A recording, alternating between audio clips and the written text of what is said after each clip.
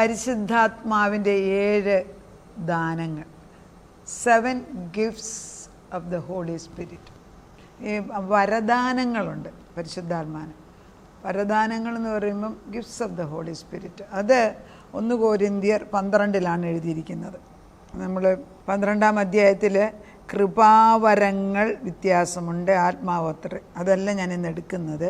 But there are 3 types of gifts of the holy spirit. ഒന്ന് revelation gifts. That means revelation ഗിഫ്റ്റ്സിനകത്ത് gift of knowledge, gift of wisdom and discerning spirit, അതായത് ജ്ഞാനത്തിൻ്റെയും പരിജ്ഞാനത്തിൻ്റെയും വിവേചനാത്മാവ്, അതൊരു revelation gift എന്നാണ് പറയുന്നത്. രണ്ടാമത്തേത് power gifts ആണ്, ശക്തിയുടേതാണ്. അതിനകത്താണ് ഹീലിങ്, മിറക്കിൾസ്, വിശ്വാസം, അതായത് ഫെയ്ത്ത്, അതായത് രോഗസൗഖ്യം, അതിശയങ്ങൾ, പിന്നെ വിശ്വാസത്തിൻ്റെ പ്രവർത്തനം, ഇതെല്ലാം പവർ ഗിഫ്റ്റിനകത്ത് വരും. മൂന്നാമത്തേതാണ് ഇൻസ്പിറേഷണൽ ഗിഫ്റ്റ്. അത് ഇൻസ്പിറേഷൻ, ഉത്തേജനം തന്നെ, പ്രചോദനം തരുന്നത്. Prophecy, tongue and interpretation. അതായത് പ്രൊഫസി എന്ന് പറയുന്നത് പ്രവചനം പറയുക, അത് ടങ് അന്യഭാഷ, പിന്നെ ഇൻ്റർപ്രിട്ടേഷൻ ടങ്ങിനെ ഇൻ്റർപ്രിറ്റ് ചെയ്യുക. അപ്പോൾ അന്യഭാഷ ഇൻ്റർപ്രിറ്റ് ചെയ്യുന്നതും വരങ്ങളാണ്. ഇത് വ്യക്തമായിട്ട് നമ്മൾ മനസ്സിലാക്കണം. ഇതിനകത്ത് സംശയങ്ങൾ പലരും വേണ്ടാത്തത് പറയുന്നത് ഞാൻ കേട്ടിട്ടുണ്ട്. അന്യഭാഷയുടെ വ്യാഖ്യാനം 2ആണ്. അന്യഭാഷ എന്ന് പറയുന്നത് ദൈവം തരുന്നതാണ്. ആ അന്യഭാഷ നമ്മൾ ഭാഷ പറയുന്നവർക്ക് അതിൻ്റെ വ്യത്യാസം അറിയാം. മറ്റുള്ളവരോട് കാണിച്ചു കൊടുക്കാനല്ലിത്. അവനവൻ്റെ ആത്മാവും ദൈവവുമായിട്ടുള്ള ആത്മാവിൻ്റെ സംസാരം.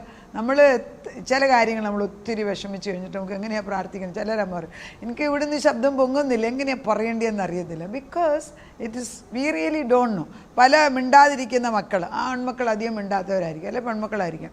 അവിടെ ഇവിടം വരെ വന്ന് തങ്ങി നിൽക്കും. ഇത് അത് റിലീസ് ചെയ്യുന്നവർക്ക് അറിഞ്ഞുകൂടാ. അതൊരു ഗിഫ്റ്റാണ്, ഇത് പുറത്തോട്ട് കൊണ്ടുവരണമെങ്കിൽ. അപ്പോൾ ഈ ഗിഫ്റ്റുകൾ നമുക്ക് അത്യാവശ്യമാണ്. ആ ഗിഫ്റ്റുകളെക്കുറിച്ച് 1 കൊരിന്ത്യർ 12-ാം അധ്യായത്തിലാണ് എഴുതിയിരിക്കുന്നത്. 1 കൊരിന്ത്യർ 13 ദൈവത്തിൻ്റെ സ്നേഹത്തെക്കുറിച്ചാണ്. വിശ്വാസം, പ്രത്യാശ, സ്നേഹം, ഇവയിൽ വലുതോ സ്നേഹം അത്രേ. അതൊക്കെ ഈ സ്നേഹം എന്ന് പറഞ്ഞാൽ അഗാപ്പെ ലവാണ്. അതൊക്കെ അങ്ങ് മാഞ്ഞു പോകുന്നോ എന്ന് ചിന്തിക്കേണ്ടിയിരിക്കുന്നു. ആ ഒരു കാലത്തിലാണ് നമ്മൾ ജീവിക്കുന്നത്. ദൈവസ്നേഹം, ഈ ദൈവസ്നേഹത്തിൽ ആ നദിക്കകത്ത് ഒഴുകാൻ വേണ്ടി നമ്മൾ നിരന്തരം ഈ നദി ഒഴുക്കിക്കൊണ്ടിരിക്കണമെന്ന് പ്രാർത്ഥിക്കണം. ഈ വഴിയിൽ നിന്ന് തെറ്റിപ്പോകാൻ ഒക്കത്തില്ല. നമ്മളീ പറയത്തില്ല, ഈ ഫോറസ്റ്റ്, അതായത് ഫോറസ്റ്റിൻ്റെ സൈഡിലായിട്ട്, വനങ്ങളുള്ള ഇതിൻ്റെ സൈഡിലായിട്ട് നമുക്ക് സ്ഥലമുണ്ടെങ്കിൽ, കുറച്ച് സ്ഥലം തമിഴ്നാട്ടിലുണ്ട്, അവിടെ ഉണ്ടെങ്കിൽ ആന എപ്പോഴും കയറി ശല്യപ്പെടുത്തും. അപ്പോൾ ആന വരുന്ന ഉടനെ ഇത് കയറാതിരിക്കാൻ വേണ്ടി ട്രെഞ്ച് കുഴിക്കും. അതായത് ആന കയറാത്ത വിധത്തിൽ വി ഷേപ്പിൽ മണ്ണ് മാറ്റിയിട്ട്, കാരണം ഇവർക്ക് കയറി വരാതിരിക്കാൻ വേണം. അതിൽ കൂടെ വെള്ളം ഒഴുകും കുറച്ച് കഴിയുമ്പോൾ. ബിക്കോസ് മഴ വരുമ്പോൾ അത് നിറച്ച് വെള്ളമാകും, പിന്നെ മണ്ണ് വീണതെന്ന് വരും. പക്ഷേ ഈ ട്രെഞ്ച് എപ്പോഴും കറക്റ്റാണെങ്കിൽ ഇതിനകത്ത് വെള്ളം ഒഴുകിക്കൊണ്ടിരിക്കും. എന്ന് പറഞ്ഞ പോലെ നമ്മുടെ ജീവിതത്തിൽ നന്മയുടെ നദി ഒഴുകാൻ, ദൈവസ്നേഹത്തിൻ്റെ നദി ഒഴുകാൻ ട്രെഞ്ച് കെട്ടിക്കൊണ്ടേയിരിക്കണം. ഇതിനകത്ത് എന്നും നദിക്കകത്ത് വെള്ളം ഒഴുകണം. കാരണം ഇതിനകത്ത് ദുഷ്ടൻ കയറാത്ത വണ്ണം വേലി കെട്ടാൻ നമ്മൾ ഒരു പ്രിവെൻഷനാണ്. ശത്രു കയറാത്ത വണ്ണം കുടുംബത്തെയും നമ്മളെയും സൂക്ഷിക്കാൻ വേണ്ടി. അപ്പം വചനങ്ങളിൽ ദൈവത്തിൻ്റെ 7 ഗിഫ്റ്റ്സ് എന്ന് പറയുന്നത് വേറെ 7 എണ്ണമാണ് ഞാനിപ്പോൾ എടുക്കുന്നത്. ചിലത് ഇതിനകത്തുള്ളത് തന്നെയാണ്, പക്ഷേ സിമ്പിളായിട്ട് 7 ഗിഫ്റ്റ്സിന്. ഒന്ന് വിസ്ഡം. നമുക്ക് ഏറ്റവും അത്യാവശ്യമുള്ള ഒരു കാര്യമാണ് നമുക്ക് ജ്ഞാനം വേണം. ഈ ജ്ഞാനം എന്ന് പറയുന്നത് ഉയരത്തിൽ നിന്നുള്ള ജ്ഞാനം, അത് ആത്മീയ തലത്തിലെ ജ്ഞാനമാണ്, ലോകപ്രകാരമുള്ള ജ്ഞാനമല്ല. ആ ജ്ഞാനം നോക്കുമ്പോൾ നമ്മൾ നോക്കിയാൽ ദാനിയേലിന് ആ ജ്ഞാനം ഉണ്ടായിരുന്നു. നമ്മൾ വേദപുസ്തകത്തിൽ വായിക്കുന്ന ദാനിയേലിന് ശദ്രക്, മേശക്, അബേദ്നെഗോനെ അവർ പ്രാർത്ഥിച്ചിട്ട് ഉപവസിച്ച് കഴിഞ്ഞ് അവരെ രാജാവ് പരീക്ഷിച്ച് നോക്കിക്കഴിഞ്ഞപ്പോൾ അവർക്ക് അവിടെയുള്ള ബാലന്മാരെക്കാട്ടിലും ആഭിചാരം ചെയ്യുന്നവരെക്കാട്ടിലും ഇവർക്ക് 10 ഇരട്ടി ജ്ഞാനമുള്ളവരെ. ആ ജ്ഞാനം ആരുടേതാണ്? ദൈവം കൊടുക്കുന്ന. ഈ ജ്ഞാനമല്ലെങ്കിൽ വിസ്ഡം എന്ന് പറയുന്നത്, wisdom is very important for ഈ ഡേ ടു ഡേ ലൈഫ്. അപ്പോൾ ഈ wisdom helps us to see the world in a different way. അതായത് ദൈവം കാണുന്നത് പോലെ നമുക്ക് കാര്യം കാണാനുള്ളത്. നമ്മൾ ഈ ലോകത്തിൽ നേടുന്ന പല കാര്യങ്ങളും ദൈവം കാണുന്ന പോലെ അല്ല. നമ്മൾ ചില കാര്യങ്ങളെ ബിൽഡപ്പ് ചെയ്ത് നമുക്കതിന് സ്ട്രോങ് ഹോൾഡ് എന്ന് പറയാം. അത് പിന്നെ ആര് പറഞ്ഞാലും മാറത്തില്ല. ചിലർ ദേഷ്യപ്പെടുന്നവരെ കണ്ടിട്ടുണ്ടോ? അവരെല്ലാത്തിനും അങ്ങ് ദേഷ്യപ്പെടും.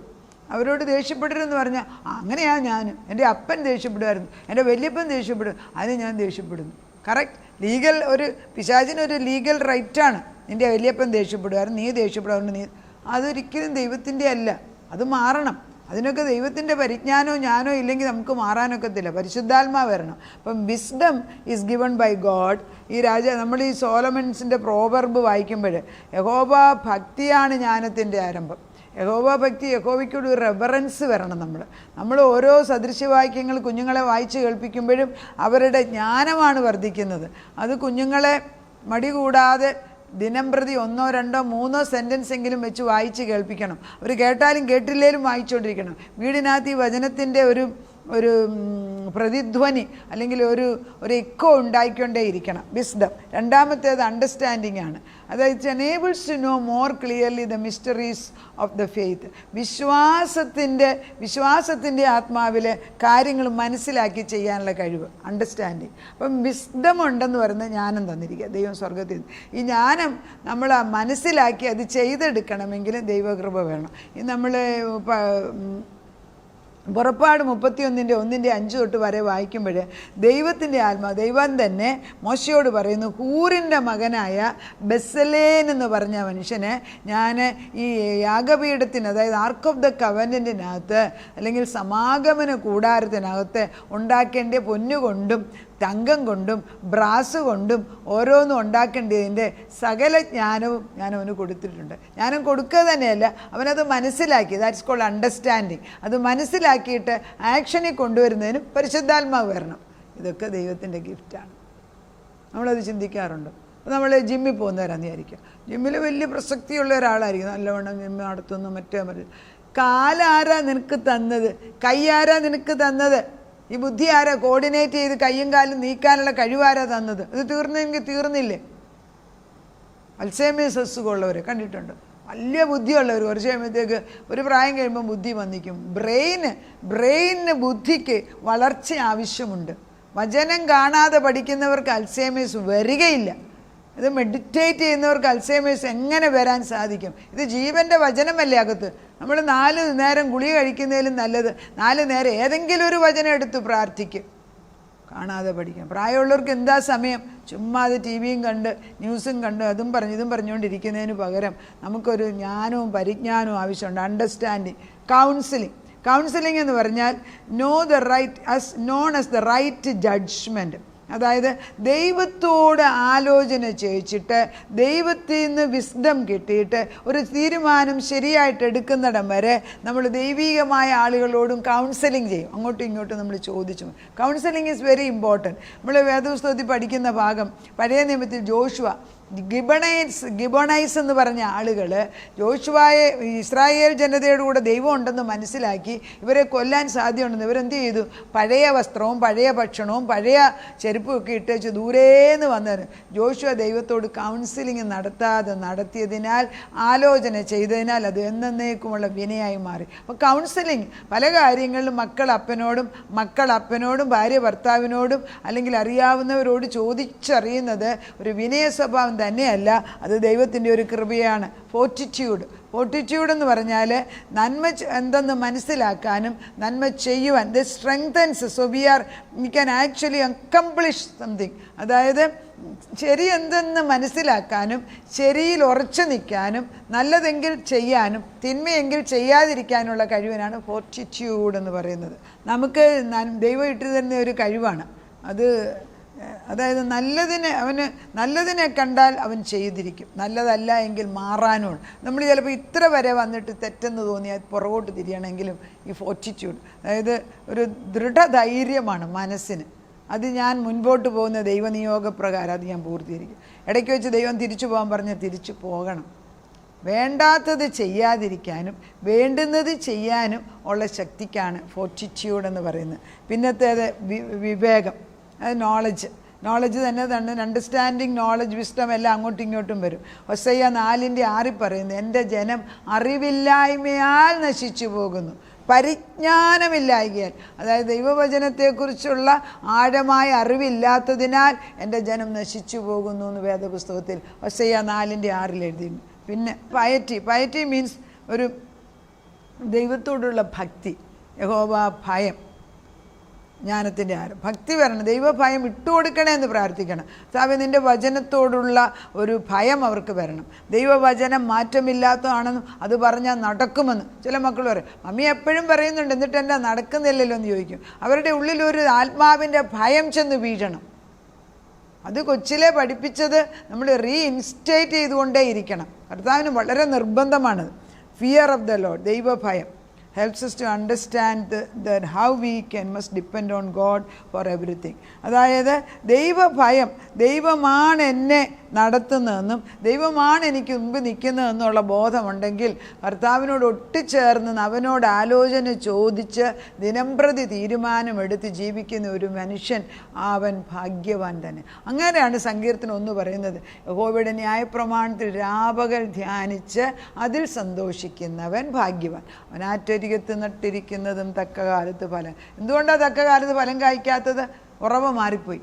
ഉറവയിലേക്ക് തിരിച്ചു വേരോട് പറിച്ചെടുത്ത് നമ്മുടെ ഉറവയുള്ളിടത്ത് കൊണ്ടുവന്ന് വെക്കുന്ന പച്ച കണ്ടിട്ടില്ലേ? ഇപ്പോൾ പുറത്ത് നമ്മളിവിടെയൊക്കെ വീട് പണിയുമ്പോഴും ഇപ്പോൾ ഇവിടെയുണ്ട് വലിയ ഡേറ്റ്സിൻ്റെ, അതായത് ഈന്തപ്പനയുടെ വലിയ വൃക്ഷം വേരോട് പൊക്കിയെടുത്തുകൊണ്ട് വീടിന് മുമ്പിൽ വെക്കും. 2 വർഷം കഴിയുമ്പോൾ അത് കായ്ക്കാൻ തുടങ്ങും. കാരണം അത്രയും വലുതാണ് കൊണ്ട് വെക്കുന്നത്. പുറത്തൊക്കെ എല്ലാ രാജ്യങ്ങളിലും മരത്തോടെ പൊക്കിയെടുത്ത് മാറ്റുന്നതാണ്. ഇവിടെ ഇഷ്ടം പോലെ നമുക്ക് കേരളത്തിൽ മരം ഉള്ളതുകൊണ്ട് ചെയ്യാറില്ല.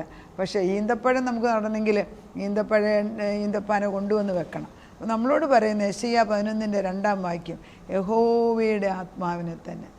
കുഞ്ഞുങ്ങൾക്ക് പറഞ്ഞു കൊടുക്കാൻ പറ്റിയൊരു വാക്യമാണ്. യഹോവയുടെ ആത്മാവിനെ, ജ്ഞാനത്തിൻ്റെയും വിവേകത്തിൻ്റെയും ആലോചനയുടെയും ബലത്തിൻ്റെയും യഹോവ ഭക്തിയുടെയും പരിജ്ഞാനത്തിൻ്റെ ആത്മാവിനെ കൊണ്ട് നമ്മളെയും നമ്മുടെ തലമുറകളെയും ദൈവം അനുഗ്രഹിക്കട്ടെ. കർത്താവിൻ്റെ പരിശുദ്ധാത്മാവ് നമ്മളിൽ വരുമ്പം ഉയരത്തിൽ നിന്നുള്ള ജ്ഞാനം ഞങ്ങൾക്ക് തരണം. ജ്ഞാനം തരിക തന്നെയല്ല, അത് മനസ്സിലാക്കി അതെങ്ങനെ ജീവിതത്തിൽ ഉപയോഗിക്കണമെന്നും ദൈവഭയത്തോടുകൂടെ നിൻ്റെ ആ കൂടാരത്തിനകത്തുനിന്ന് പുറത്തു പോകാതെ നിൻ്റെ ആലോചനയ്ക്കകത്ത് നിന്ന് കർത്താവെ ഭവനം പണിയാൻ ഞങ്ങളുടെ തലമുറകളെ അനുവദിക്കണം. എവിടെയെങ്കിലും നിനക്കിഷ്ടമില്ലാത്ത ഭവനം ബാബേൽ ടവർ ഉണ്ടാക്കി വെച്ചാൽ അത് പൊളിഞ്ഞു പോകണം. അത് പൊളിച്ച് കളഞ്ഞേ ഒക്കത്തുള്ളൂ. കർത്താവ്, എന്ത് നഷ്ടം വന്നാലും പൊളിച്ചു കളയണം. അത് പൊളിച്ച് കളഞ്ഞിട്ട് ദൈവത്തിൻ്റെ ആത്മാവ് ഇടിച്ച് കളയപ്പച്ച ഇടിച്ച് കളയേണ്ടത്. ബാബേൽ ടവർ ഒരു ദിവസം കൊണ്ട് അപ്പച്ചൻ ഇടിച്ച് കളഞ്ഞു. ഇംപ്ലോഡ് ചെയ്യണം കർത്താവ്, എക്സ്പ്ലോഡ് ചെയ്യണം കർത്താവ്. എവിടെയൊക്കെയാണ് വേണ്ടതെന്ന് വെച്ചാൽ ഇല്ലാത്തതിനെ നശിപ്പിച്ചിട്ട് പുതിയ ഭൂമി ഉണ്ടാക്കി നല്ല വചനമിട്ട് പരിശുദ്ധാത്മാവിൻ്റെ ആലോചനയിൽ ദൈവത്തിൻ്റെ നല്ല വെള്ളമൊഴുകുന്നിടത്ത് അടുത്ത ആറ്റരികത്ത് കൊണ്ടുവന്ന് നട്ടുവെക്കുന്നു. അവിടെ അത് നിൽക്കട്ടെ, പക്ഷെ അവിടെ അത് കിളുക്കട്ടെ, നിറച്ചു ഫലമുണ്ടാകട്ടെ. ഞങ്ങളുടെ കുഞ്ഞുങ്ങളെ കാട്ടത്തികളായിട്ടിരിക്കുന്നവരെ നീ ആകുന്ന നല്ലതിനോട്, കാട്ടുമുന്തിരിയെ ക്രിസ്തുവിൻ്റെ മുന്തിരിയോട് അതുപോലെ കർത്താവേ കാട്ടൊലിവിനെ നിൻ്റെ അരികിലേക്ക് കൊണ്ടുവന്ന് ഞങ്ങളെ നട്ടുവെച്ച് തരുന്നു.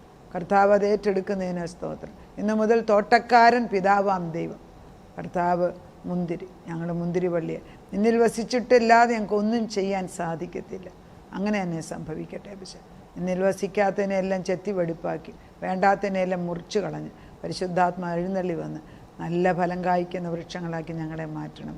തലമുറയിലേക്ക് ഇത് പാസ് ചെയ്യട്ടെ. വചനം ചെന്ന് പ്രവർത്തിക്കാതെ തിരിച്ചു വരാനൊക്കത്തില്ല. അങ്ങനെ ചെയ്യുന്നതിന് നന്ദി. യേശുക്രിസ്തുവിൻ്റെ പൊന്നുനാമത്തിൽ തന്നെ ആമേൻ.